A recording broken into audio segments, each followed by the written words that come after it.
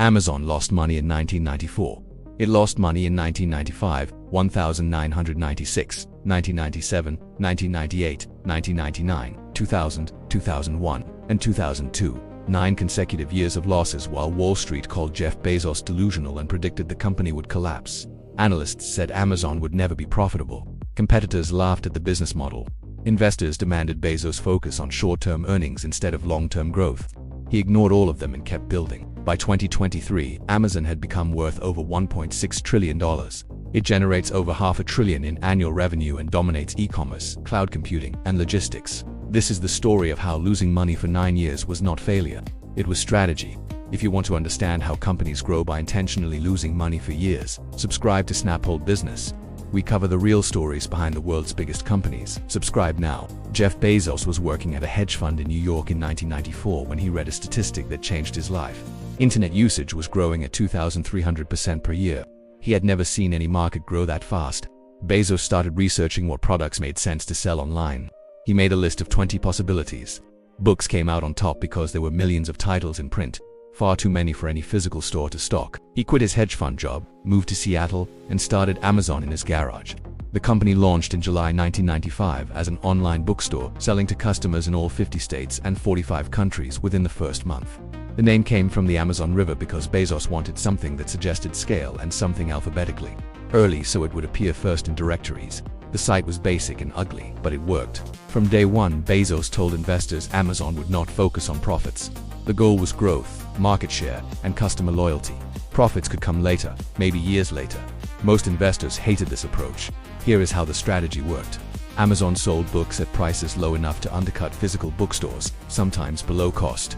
The company lost money on every sale but gained customers who would come back repeatedly. Bezos also invested heavily in infrastructure, warehouses, fulfillment centers, technology systems. These were enormously expensive and generated no short-term return, but they were building a competitive advantage nobody else could replicate.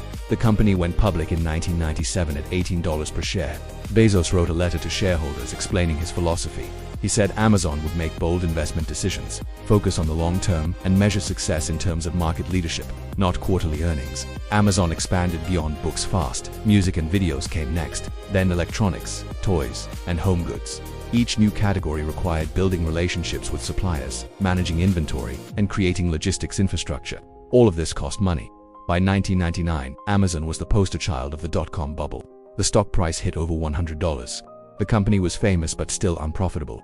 Critics called it Amazon.com and predicted imminent collapse. Barron's published a cover story in 1999 titled Amazon.bomb. The article argued the company was fundamentally flawed and would run out of cash. That same year, Bezos was named Time magazine's Person of the Year. The contradictions were absurd. Then the dot-com bubble burst in 2000. Hundreds of internet companies went bankrupt. Investors panicked and pulled money out of anything related to the web. Amazon's stock price fell from over $100 to under $6 in 18 months. Amazon had to lay off 1,400 employees in 2001, about 15% of its workforce. Bezos was forced to close unprofitable international operations. The company came very close to running out of cash. Here is the thing though, while competitors were dying, Amazon kept building. The warehouses stayed open. The technology investments continued. Bezos refused to abandon the long-term strategy even when Wall Street demanded it. In 2001, Amazon reported its first profitable quarter. Not for the year, just one quarter. It was a tiny profit, $5 million on revenue of over $1 billion, but it proved the model could work. The company went back to losses the next quarter, but investors had seen proof that profitability was possible. The stock price stabilized. Amazon survived when most of its competitors did not. That survival mattered more than quarterly results. Amazon finally posted a full-year profit in 2003, $35 million on revenue of $5.2 billion. Not huge margins, but sustainable. The 9-year experiment had worked. Bezos had been right. What separated Amazon from every failed dot-com was infrastructure. While other companies were just websites, Amazon had built a physical logistics network that could deliver products faster and cheaper than anyone else. That was defensible. In 2005, Amazon launched Amazon Prime for $79 a year. Members got free 2-day shipping on millions of items. The program lost money initially. Bezos did it anyway because it increased purchase frequency and customer loyalty. Prime turned casual shoppers into habitual buyers. Someone who bought from Amazon once a month started buying once a week. That change in behavior was worth far more than the membership fee. The lifetime value of a Prime member was transformative. Amazon Web Services launched in 2006. AWS lets companies rent computing power and storage instead of building their own data centers. It started as a side project to monetize Amazon's internal infrastructure. It became the most profitable division of Amazon. Bezos saw that Amazon had built massive computing infrastructure for its own e-commerce site.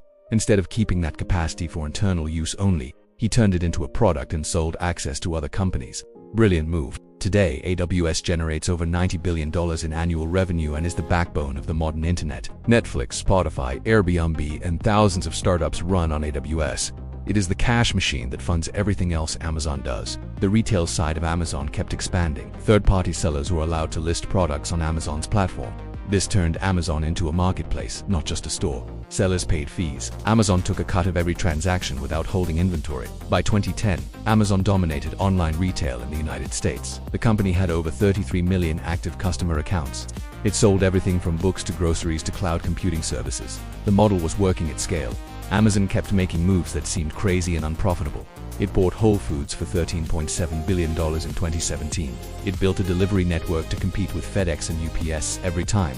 The pattern was the same: invest heavily, lose money in the short term, build infrastructure that creates long-term competitive advantages, then wait for everyone else to realize what just happened. This pattern repeated for decades. It was the Amazon playbook. Jeff Bezos stepped down as CEO in 2021. Andy Jassy, who had led AWS, took over. By the time Bezos stepped back, Amazon was worth over $1.6 trillion. The company that lost money for 9 straight years had become nearly unstoppable. Here is what the Amazon story teaches. First, profitability and success are not the same thing. Amazon was succeeding the entire time. It was losing money because it was building market dominance and infrastructure that competitors could not match. Second, short-term and long-term thinking require different metrics. If you judge Amazon by quarterly profits in 1999, it looks like a disaster. If you judge it by market position and customer growth, it looks like the best-run company in the world. Third, the ability to ignore short-term pressure is maybe the single most important skill in building a durable business. Bezos endured 9 years of losses and constant criticism. Most CEOs would have been fired. He survived because he was right.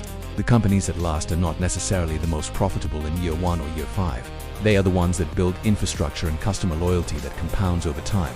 Amazon lost money while building a moat. Once the moat was built, profitability came. Wall Street rewards quarterly earnings, but quarterly earnings are a lagging indicator. By the time they show up, the real strategic decisions have already been made. Amazon won by ignoring the scoreboard and playing a longer game. The Bezos shareholder letters from 1997 onwards are a masterclass in long-term thinking. He wrote them explicitly to attract long-term investors and warn off short-term ones. That alignment between leadership and shareholders made the strategy possible.